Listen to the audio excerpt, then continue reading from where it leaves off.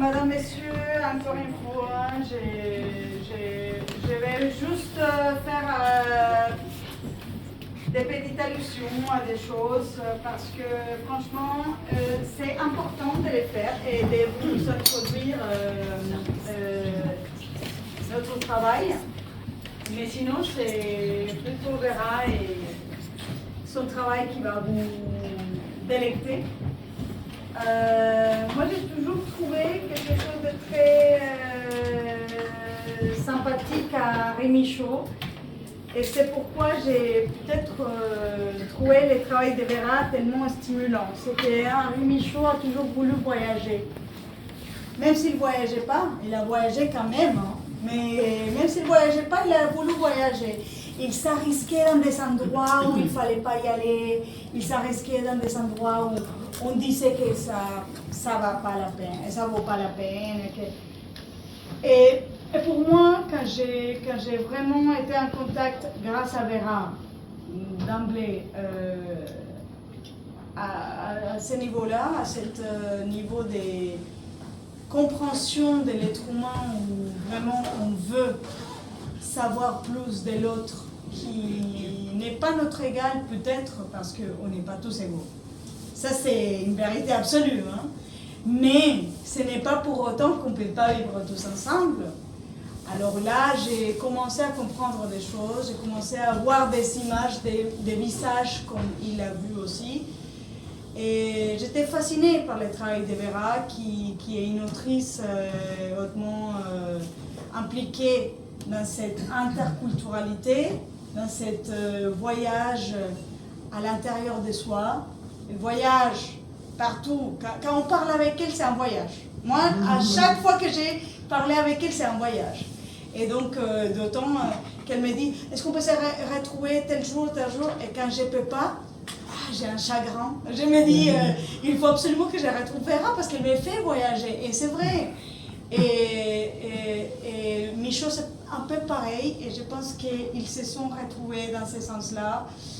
Et c'est pour ça que, malgré tout, on a fait Une chambre ailleurs et aussi Cheminement vers Michaud. Pourquoi ? Parce que Édition El Círculo prône pour amener les cultures ensemble, pour faire les ponts entre les cultures. Et on veut vraiment, à chaque fois, essayer de juste amener vraiment à vous, enfin aux gens qui peut-être n'ont pas connu Michaud comme moi, une partie de son esprit qui va pouvoir vous parler dans le sens où on peut tous se parler et on peut tous être nous et nous dire nous sans plus en fait, sans division, sans frontières.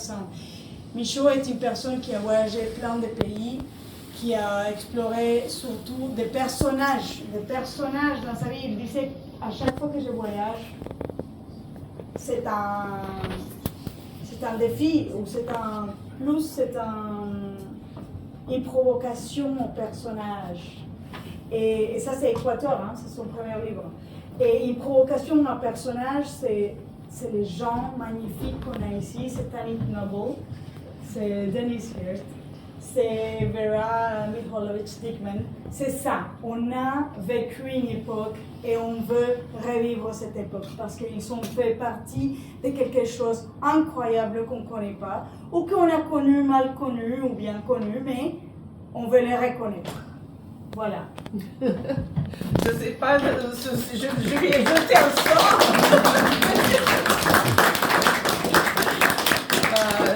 Je suis, comme vous pouvez imaginer, tout à fait ravie, mais c'est un honneur d'être suivie par Juliana, qu'elle ait eu envie de me publier, qu'elle a envie d'aller vers des plus grands projets avec El Círculo, parce que en fait, ça c'est le début, c'est un peu apéro, on l'espère, vers un bon repas, mais à faire ensemble. Mais c'est vrai que les rencontres, que tout cela c'est un voyage et on a envie de vous faire participer à ce voyage, cette aventure auquel on a pu participer nous-mêmes et transmettre ce bout de l'aventure qui se passe par la littérature, l'art, mais aussi par la rencontre et à travers les langues et cultures, en inventant des langues et des signes. Et c'est tout à fait ça, c'est comment trouver un langage universel qui est aussi quelque chose qui ne passe pas par une langue qui est codée et excluante. Donc c'est un petit peu cette ouverture que cherche Henri Michaud tout le temps, du début à la fin de son œuvre, et c'est un peu ce qu'on va vouloir partager avec vous ce soir, les aventures qu'on a pu vivre aussi avec Michaud, et qu'on peut continuer à vivre à travers Michaud. Donc, je voulais... Je vais juste remercier, pour sortir de cette fardeau, ma chère Vera. Je voulais remercier la Caféothèque, je voulais remercier le Reed Hall, je voulais remercier Columbia University, Reed Hall, et surtout la Caféothèque et Christy. Oh, merci beaucoup. Elle est toujours ravie d'avoir des gens, et c'est génial parce que ça nous permet de nous réunir et c'est magnifique. Et maintenant, je te Voilà, laisse. et c'est ce que je voulais, exactement mon intention, donc merci, te remercier toi, te remercier Christina, et dire aussi l'importance d'un lieu intime au Padre de Michaud. C'est un poète de l'intime. C'est pas quelqu'un qui a voulu être connu du grand public, quand bien même on lui a proposé le grand prix littéraire en 1965, il l'a refusé. Il a refusé de faire entendre sa voix. Il n'a pas lu ses propres poésies. Il n'a pas voulu être identifié en tant qu'auteur-écrivain. Et même à l'âge de 83 ans, quand je l'ai emmené, on avait rendez-vous dans un appartement et qu'il a frappé, il est arrivé avant moi. Voilà.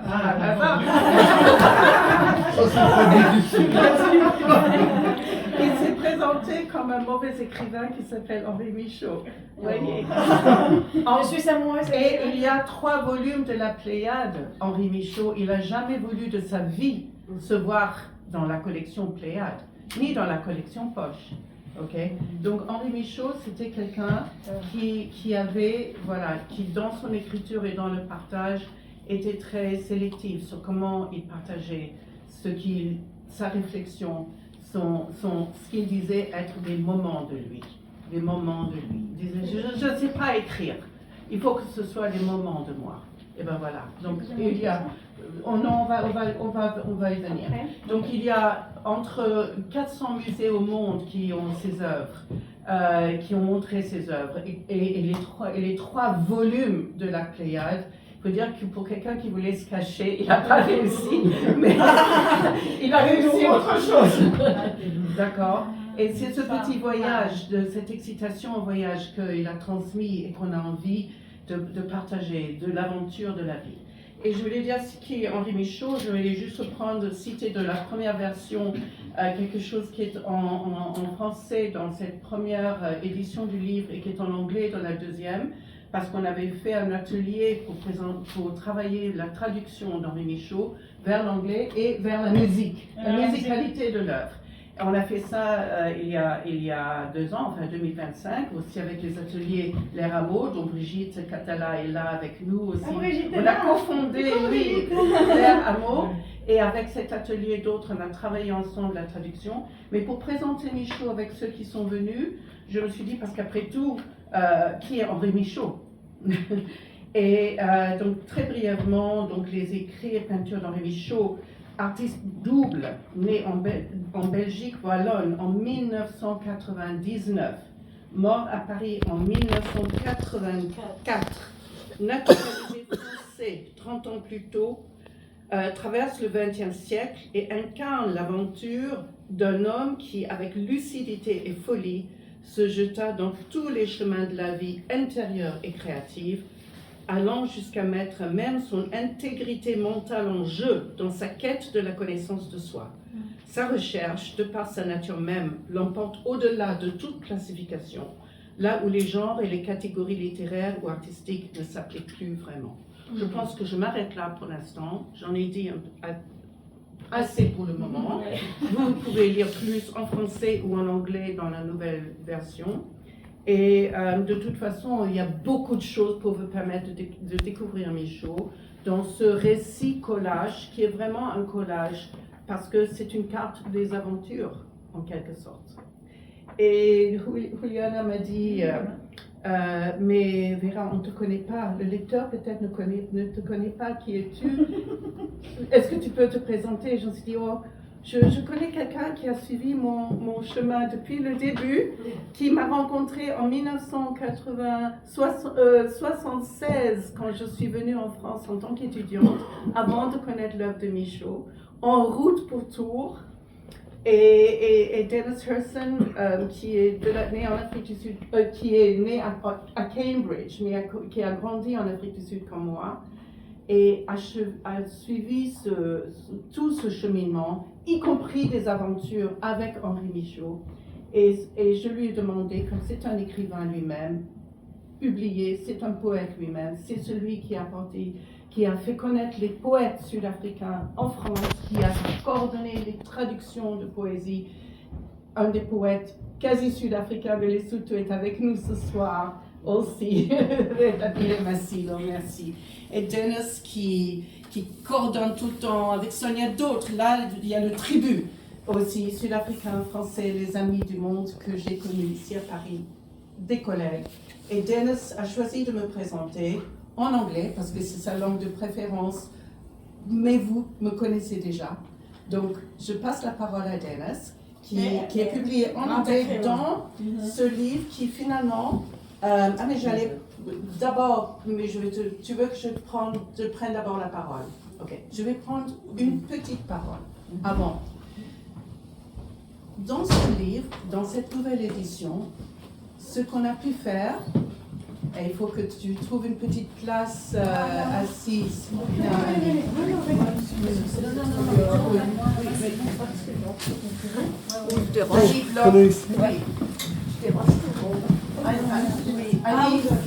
C'est la vie, hein. Annie Bloch, si ça ne fonctionne pas. J'ai dû la connaître comme Pascal qui est au fond quand j'étais encore enceinte de mon fils en arrivant à Paris. Donc voilà. Et c'est ça que j'allais vous lire. Entre la première édition que nous avons lancée en janvier et celle-ci, j'ai pensé, mais attendez, il y a des lettres que j'ai écrites à Michaud qui sont dans les archives Henri Michaud à Paris. Et si je récupérais quelques-unes, voilà.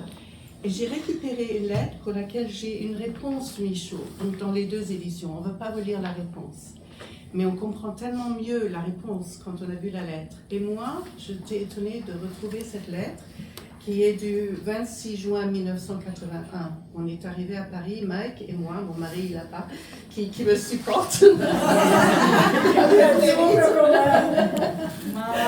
Qui a vécu toute cette aventure, qui m'a suivi dans cette aventure. Nous sommes arrivés en 1981 en France. Notre première adresse, avant que j'ai celle-là, était chez Penny Starfield, qui était à la fac avec moi à Johannesburg et chez Jacques Coupier. Oui, on s'est connus ados. On était plus qu'ados, on était jeunes étudiantes, mais dans la même classe de français à l'université de Witwatersrand. C'est vrai. Ouais, vous ne savez pas changer. Donc voilà. Donc j'écrivais cette lettre à Michaud parce que j'avais déjà fait sa connaissance à Paris. J'étais revenue à Paris parce qu'il était encore vivant. Et je voulais le connaître et faire ma thèse sur lui, mais surtout suivre son œuvre jusqu'au bout. Je ne pouvais pas supporter ne pas connaître ce qu'il écrivait parce que ce n'était pas disponible en poche ou en rien du tout. Voilà, en Afrique du Sud, ce n'était pas possible. Et en venant en France, je n'avais même pas entendu son nom quand je suis arrivée à Tours. Alors que j'étais diplômée déjà de l'université de Witwatersrand en français, major in French, BA, je n'avais pas entendu son nom. Mais voilà, à ce stade, je lui ai écrit, après notre rencontre, cher maître. Et maître, j'écris M et entre parenthèses, être.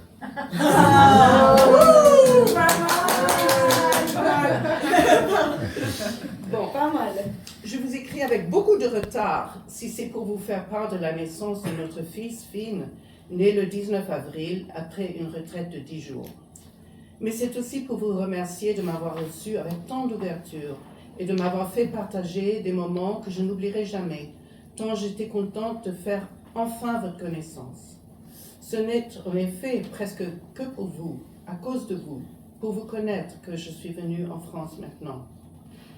En ce qui concerne la faculté, je ne sais je ne sais comment l'année se déroulera. Je commencerai peut-être mon travail en traduisant, si vous le permettez, mon mémoire en anglais en vue d'une publication possible. Cela me permettrait de revoir les portes, les entrées à un prochain travail. J'aurai peut-être la possibilité de connaître Michael Feinberg par une amie, et j'espère que ce rencontre pourra se produire dans un proche avenir. C'est un des plus grands traducteurs de Michaud en anglais, qui était un ami qui est devenu ami. Donc, j'apprécie d'autant plus votre ouvrage, votre jour de silence, quand j'ai mon enfant au sein. Car je crois que mes seuls moments de méditation et de vrai silence depuis sa naissance sont ceux-ci. Par contre, c'est le rythme que le nouveau-né apprend à ses parents. On ne le comprend que par le rythme dans les premiers mois. C'est ainsi qu'on sait quand il a faim, quand il est fatigué, quand il s'ennuie, quand il s'émerveillera, quand il s'énervera. Il y a aussi beaucoup de communication dans le silence du toucher, des couleurs et de la musique. Et je suis très contente d'être mère. En lisant Chantala de Frédéric Leboyer, un livre sur le massage des enfants en Inde, je me demandais ce que vous penseriez de l'idée suivante. Et il y a un poème, donc tout ça, ce sont dans mon écriture qui a été scanné sur le papier lettres de l'époque. C'est magnifique, surtout on est tous ces bébés qui, genre, on est d'accord. Hein. Donc je lui écris. On ne change pas, hein, on change pas. Voilà. Donc je lui écris mon ressenti. Donc je mets dehors, dedans. Voilà le monde coupé en deux. Dedans, la faim. Dehors, le lait. L'espace est né. Dedans, la faim. Dehors, le lait.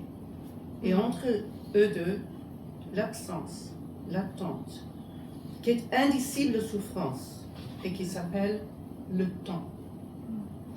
Et c'est ainsi que simplement, avec l'appétit, sont nés l'espace et la durée. Wow.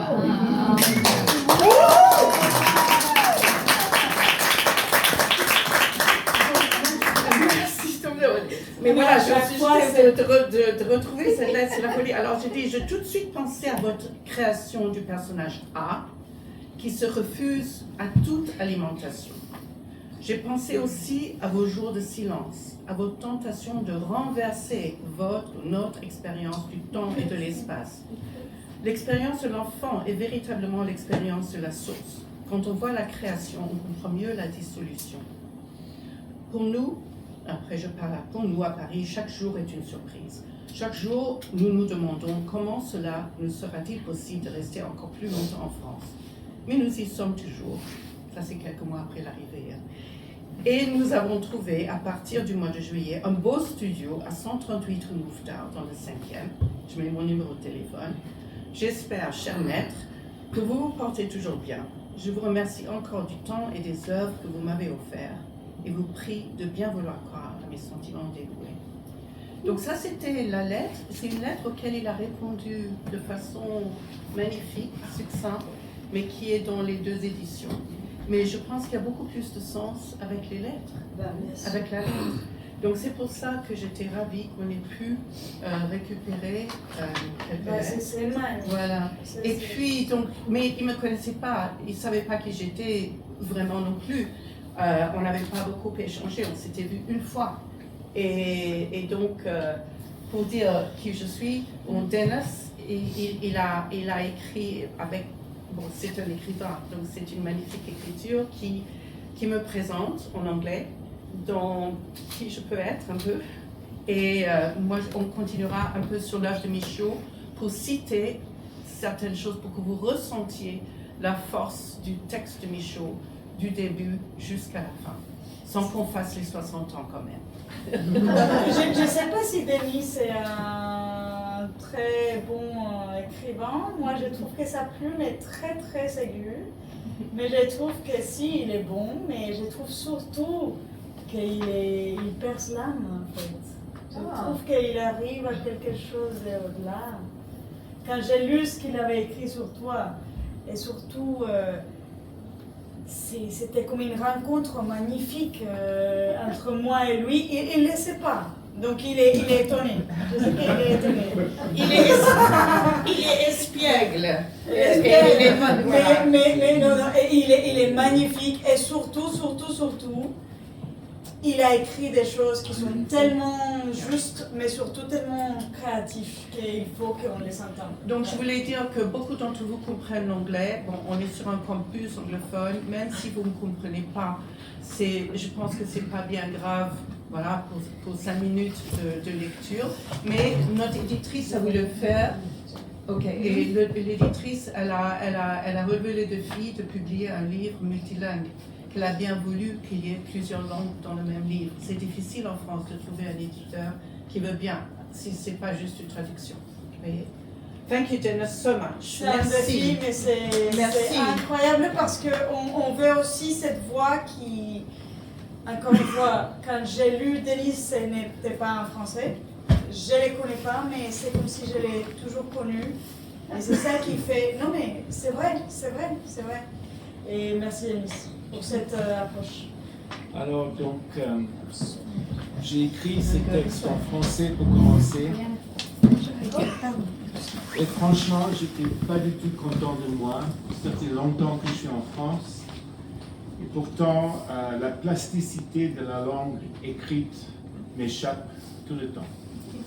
Et donc, je me suis traduit de français en anglais avec un énorme sentiment de libération. Et voici les résultats. Ça s'appelle Words for Vera.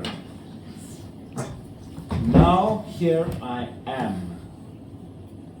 With these 4 words, on the phone, Vera Mikhailovich Dickman ends a description of the improbable way in which this book, and that book came to be.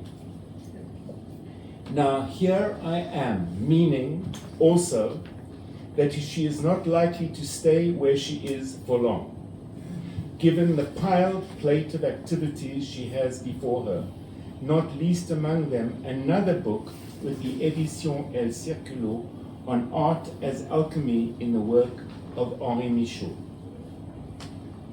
There follows, during that same phone conversation, a further current of words, quickened with enthusiasm, concerning a colorful variety of Vera's adventures to come.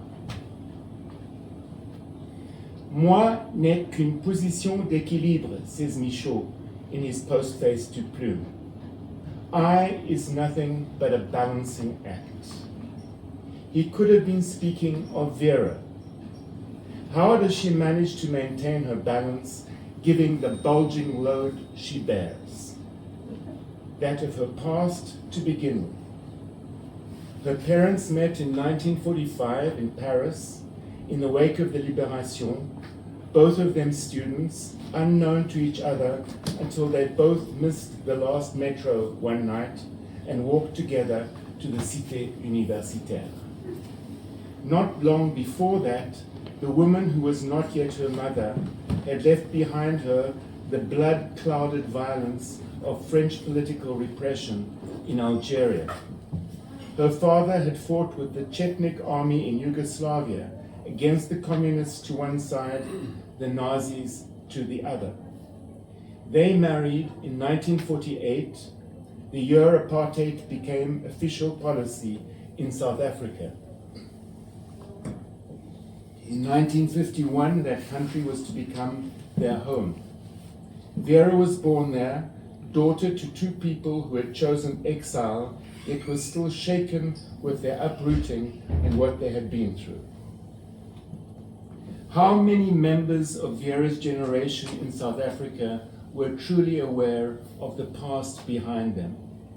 What a city Johannesburg was in the 1960s, the almost carefree comfort of young English-speaking whites, insidious apartheid propaganda over the radio, black nannies separated from their children living far off in the townships, never a black family walking down the tree-lined streets, not once.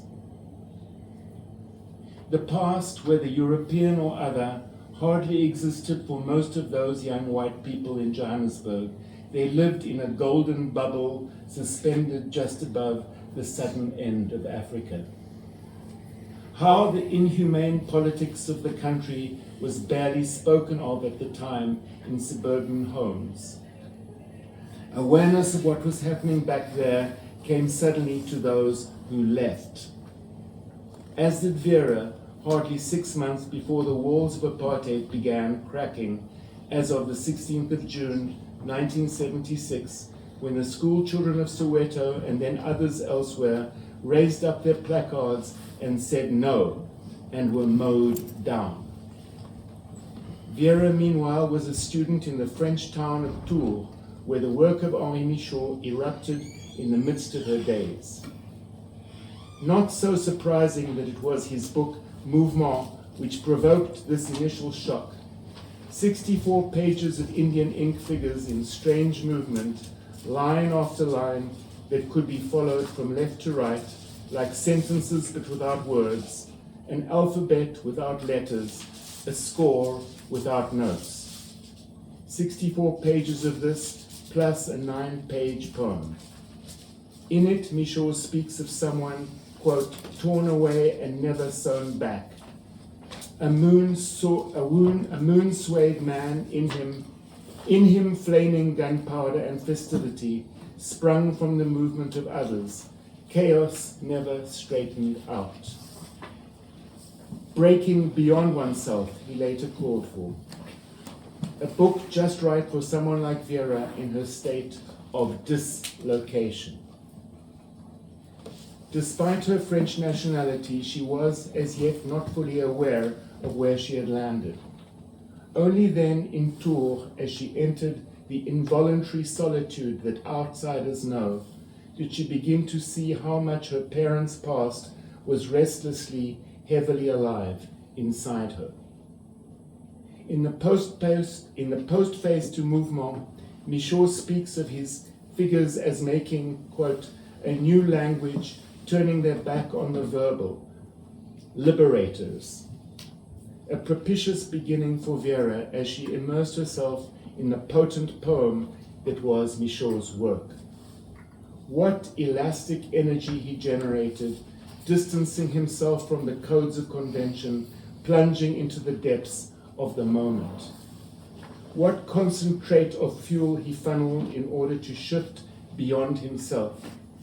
What shivering his vulnerability. What rare oxygen his self-deprecating laughter, his unlikely, playful scenarios. What resonance the broken yet magnetic, raw-edged music of his words. Does the Flemish language not rub itself against the back of Michaud's words, suggesting an un-French rhythm, just as Afrikaans rubs itself against the language of South African English speakers, bringing with its pith and grit a sparse Southern African landscape. Michaud learned Flemish when young, at school. However strong his need to get away from Belgium, Flemish at that time, quote, became my second language, he says. I spoke it like French, if not better, forgotten since, but I often think in Flemish, or at least I do not always think directly in French. Michaud, balancing at the edge of the Paris world he had chosen. What a welcome he gave to Vera in her quest to explore his work. What prolonged hours of hypnotic conversation they had.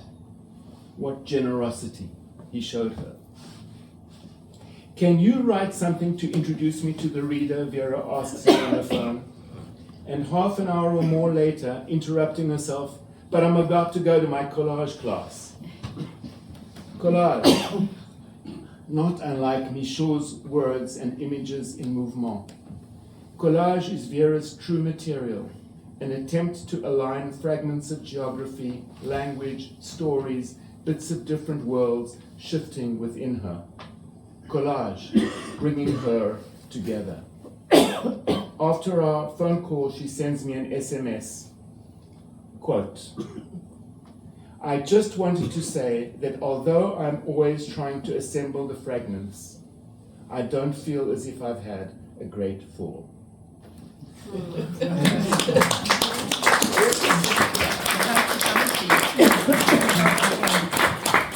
Thank you so much, Dennis and Nicholas. I think I discovered things about myself through the way Dennis sees me. But it's true that collage. Oui, j'ai découvert. Merci, Mike. Oui. J'ai découvert des choses que j'avais pas, je comprenais, j'avais pas peut-être ressenti sur moi-même après cette conversation et à travers les écrits de Dennis. Mais c'est vrai que les collages, bien que j'allais à mon cours d'art plastique, les collages ont joué un rôle parce que une des aventures de Michaud, c'était que après son décès, j'étais invitée pour aller. Avant de passer là-dedans, mais il faut dire que pour pouvoir écrire sur Michaud, j'ai dû relever son invitation de me plonger aussi dans un travail créatif. Parce que comme je devais écrire sur lui, sur une exposition à Londres que j'avais catalysée, de rétrospective sur son œuvre, sur son temps, et qu'on m'a invité à écrire un article de catalogue, je me suis dit, si moi je ne suis pas créatrice, comment, si je ne relève pas son invitation, comment est-ce que je peux le présenter? Je vais vous lire un petit extrait de mouvement pour que vous ressentiez sa voix de ton aussi. Contre les alvéoles, contre la colle les uns les autres, contre le doux les uns les autres. Cactus, flamme de noirceur, impétueuse mer des dagues, racine des batailles s'élançant dans la plaine, course qui roule, rampement qui bout, unité qui fourmille, bloc qui danse, un défenestré s'envole, un arraché de bas en haut, un arraché de partout, un arraché jamais plus rattaché. Homme arc-bouté, homme au bond, homme dévalant, homme pour l'opération éclair, pour l'opération tempête, pour l'opération sagaille, pour l'opération harpon, pour l'opération requin, pour l'opération éclatement. Homme, non selon la chair, mais par le vide et le mal, et les torches intestines, et les bouffées, et les décharges nerveuses, et les revers, et les retours, et la rage, et l'écartèlement, et l'emmêlement, et le décollage dans les étincelles. Bravo.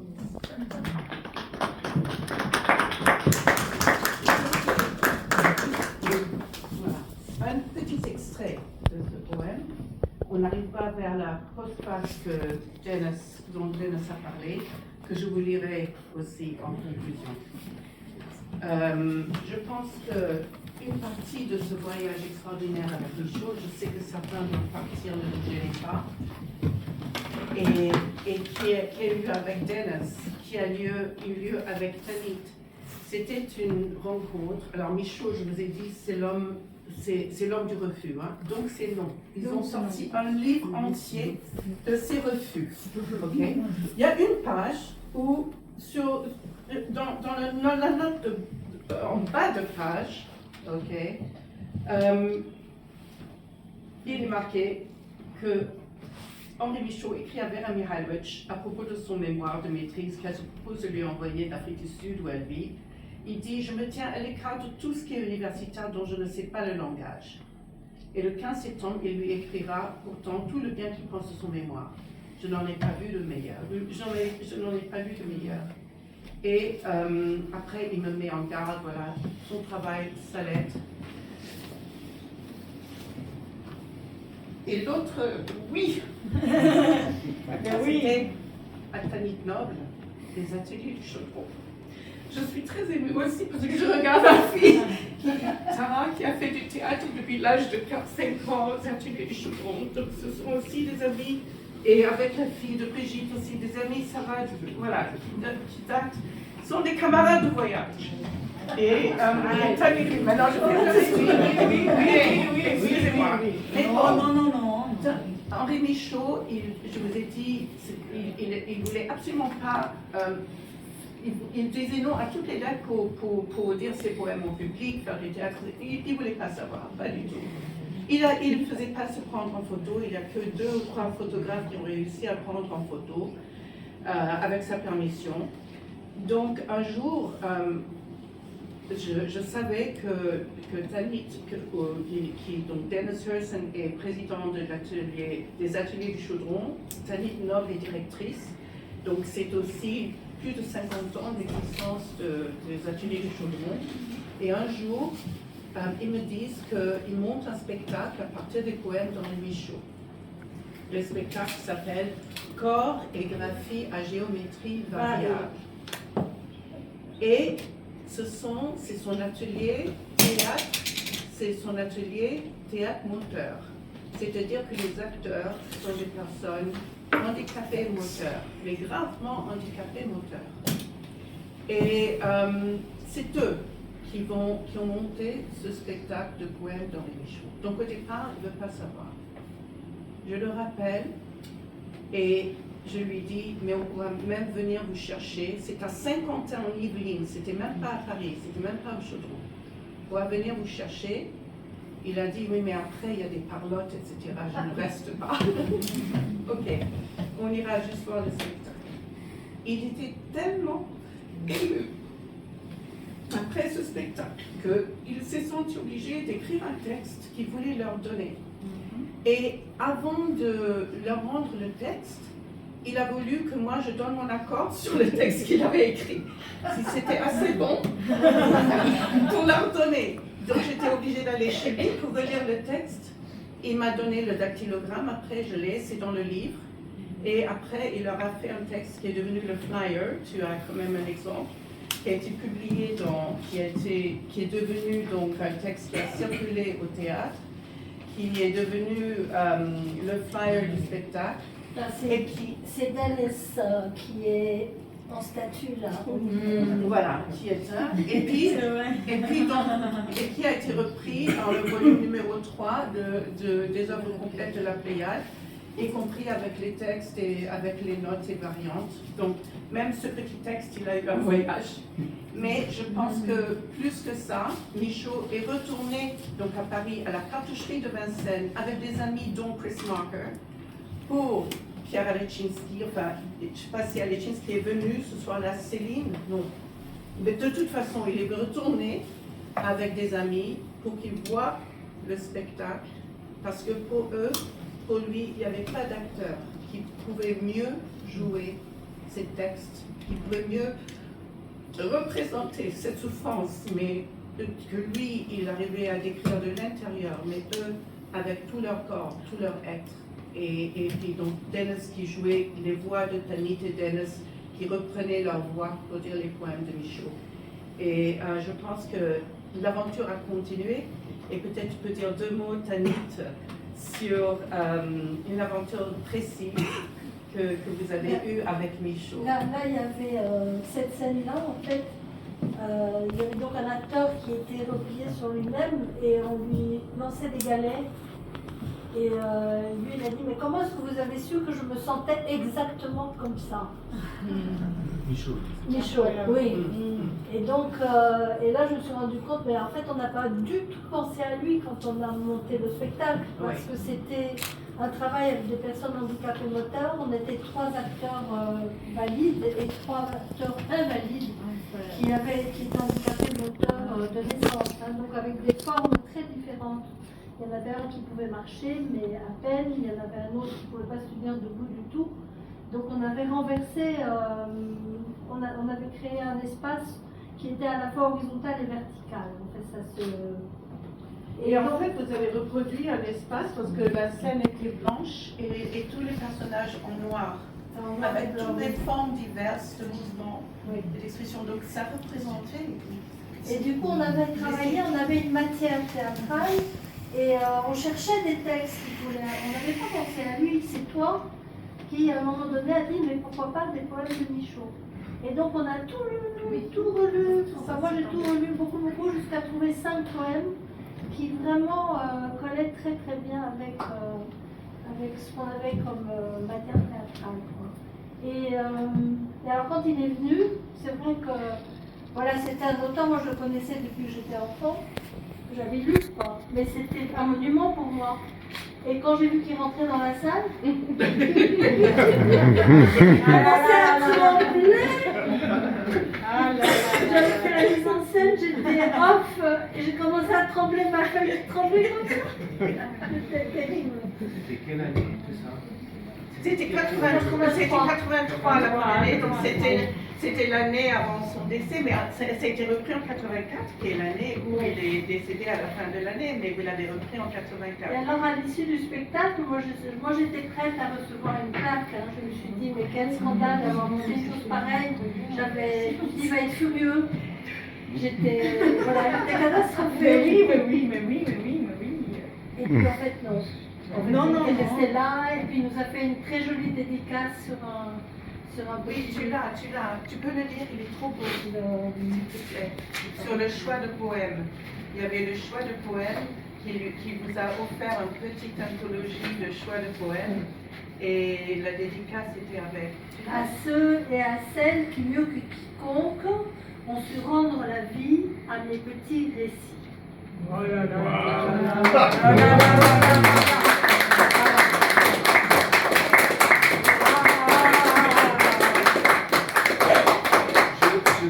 Je voulais rajouter quelque chose. Pour moi, cette histoire de Michaud est un mystère complet. C'est-à-dire que c'est le premier écrivain francophone, puisqu'il n'était pas à l'origine français, que j'ai lu en français sans comprendre peut-être 60% de ce que je lisais, et pourtant qui me parlait. C'est pour ça que j'ai dit dans l'introduction qu'on verra que j'étais émerveillé de voir qu'il pensait en flamand. Parce que nous, en Afrique du Sud, les anglophones qui rejetaient pour plein de raisons la langue afrikaans, on avait quand même l'afrikaans au sein de nous-mêmes parce que c'était partout et que notre langue anglaise était influencée par l'afrikaans. Il y avait quelque chose dedans que je pense peut-être inconsciemment ou je ne sais pas comment, j'ai ressenti chez lui. Mais ça, c'est juste le début d'un indice. Mais je ne sais pas pourquoi. Michaud m'a parlé avant que je puisse le comprendre. Et j'ai commencé à le lire grâce à un volcan. C'était un tout petit volcan, à peu près de cette taille-là. C'était un tableau que j'avais vu dans un expo à Beaubourg. Et je suis revenu voir Tanit, une des premières personnes que j'ai rencontrées à Paris. Et j'ai parlé de ce tableau-là, et elle m'a dit « Ah oui, Michaud ». Et elle m'a parlé de Michaud, j'ai commencé à lire grâce à cette réponse-là, et voilà que le spectacle a fini par avoir lieu. Mais c'est un mystère. C'est un mystère d'un bout à l'autre. Pourquoi, même aujourd'hui, il me parle, il n'y a que Prévert qui me parle de façon aussi forte que Michaud. Et pourtant, la langue de Michaud est 1000 fois plus compliquée et difficile que la langue de Prévert. On est d'accord. On est complètement d'accord. Surtout, ce qui est, désolé, je me permets de dire quelque chose, ce qui est important pour nous ici, c'est qu'il y a quelque chose de fond, de fort, de créatif, évidemment. Et je suis tellement honorée de récapituler, mais surtout de revenir et revisiter votre histoire. Parce que c'était une histoire d'une époque. Et cette histoire qu'on honore ici. Vous avez vécu comme on vit aujourd'hui. Moi, je me lève tous les jours, je prends mon café, je dis ah, quel ami je vais appeler. Mais en fait, c'était Dennis Pearson, et en fait, c'était Tanit Noble. Et en fait, c'était à cette époque, quoi. Enfin, à un moment donné, c'était ça. Et surtout Vera qui était complètement en train d'écrire sa thèse avec ses enfants, avec son mari qui est magnifique, Mike. Non, qu'il a toujours soutenu, ça c'est vraiment, pour moi c'est un mystère ça aussi, hein, parce que les maris aujourd'hui, ça ne tient pas les coups comme ça. Hein, mais bon, non, ça dépend, mais non, dans le sens où c'est vraiment très touchant, les fonds de tout ce qu'ils disent. Ce n'est pas juste un fond, c'est vraiment une construction qu'ils sont créés pour nous, qui nous permettent dans ces mondes où, bon, je peux parler bien et mal de ces mondes, mais qui nous permettent de nous retrouver à voyager à l'intérieur de nous, grâce à tout ce que vous nous avez donné, grâce à tout ce que vous nous donnez encore. Et... La chance que j'ai. Non, c'est vraiment incroyable. Il ne faut pas chercher ailleurs, il faut chercher là où il faut. Et je vous invite tous, évidemment, Vera va vous proposer des autres choses, mais juste pour faire la petite commun ennuyante, dans les textes, je vous dis, il y a par exemple des œuvres, des artistes ici, il y a aussi les collages de Vera ici. Ça n'est pas de nulle part, ça naît d'une construction, d'un échange de tous ces auteurs qui à un moment donné ont décidé de s'engager avec ces poèmes, avec ces textes, avec ces récits, avec cette vie en fait, avec cette vie tout simplement. Le mot engagement, il y a un engagement. Et je dirais que Michaud, il aurait bien aimé être là parce qu'il a, dans un de ses textes, il dit « Ne me laissez pas qu'on mort comme un soldat sur le front. » Exactement. Dans le XXe siècle, apportez-moi avec vous dans cet avenir où je voudrais être.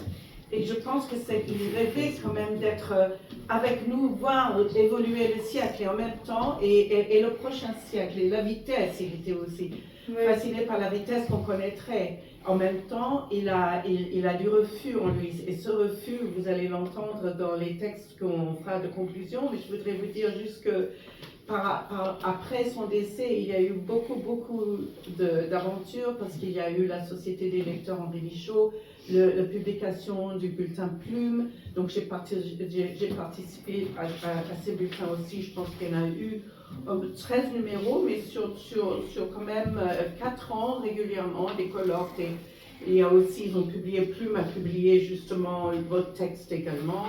Il y a eu des colloques de publication Quelques Orients d'Henri Michaud, j'étais éditrice, puis écrit du lyrisme, le catalogue de Whitechapel Gallery à Londres, qui est donc traduit, mon article est traduit en français d'abord artificiellement et puis après je l'ai arrangé un peu. La même chose, là ça s'est retranscrit, c'était un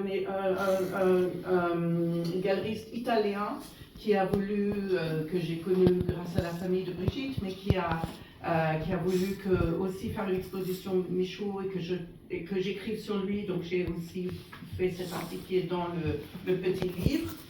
Et donc voilà, il y a eu plusieurs aventures de cet ordre, et il n'y a que l'année dernière qu'il y a eu une exposition. Ça c'était la première dans un lieu public à Londres que j'avais catalysée, et la deuxième était l'année dernière. Ça faisait 2 expositions, et puis mon livre, mon catalogue, notre est cité dans celui-là aussi. Mais j'étais à l'exposition Drawing Now la semaine dernière au Carreau du Temple. Il y avait 4 œuvres de Michaud à Drawing Now.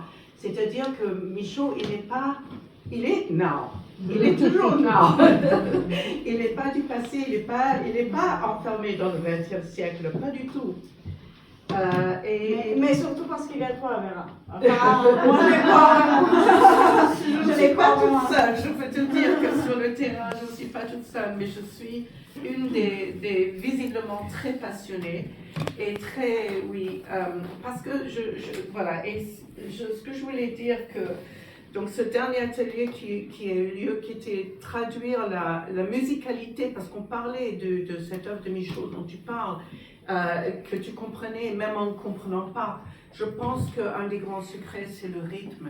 Il arrive à travailler, il arrive à nous porter par le rythme. Et donc, je me suis posé la question comme j'étais invitée à faire un atelier sur Michaud par une traductrice musicienne qui fait partie du Paris Institute of Critical Thinking. Je me dis, ok, mais dans ce cas-là, travaillons sur la traduction et travaillons sur la musicalité. Qu'est-ce que ça donne quand on passe d'une langue à l'autre sur un poème de Michaud? Comment est-ce qu'on garde, ou est-ce que la musicalité change? Quelle est la musique de cette langue en anglais, en français, traduit vers l'anglais et traduit en musique? Qu'est-ce que ça donnerait? Et on a fait ces expériences. Et le résultat de l'expérience, on l'a fait aussi avec l'atelier d'écriture, donc avec Brigitte Catala qui est là. Et le résultat de l'expérience, vous le trouverez par QR code. Vous pourriez écouter la musique qui a été faite. Donc pas l'anglais, le poème en anglais, la traduction est là.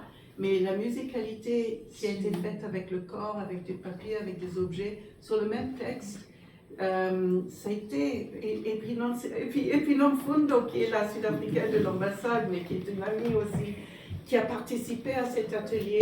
Voilà, elle était là présente, c'était présente, Tanit était présente au début, et c'était une magnifique aventure de se pencher sur ces textes et de créer autre chose, de les vivre. Je dis, je ne veux pas faire juste un discours, c'est pas possible, il faut faire quelque chose, il faut vivre les textes.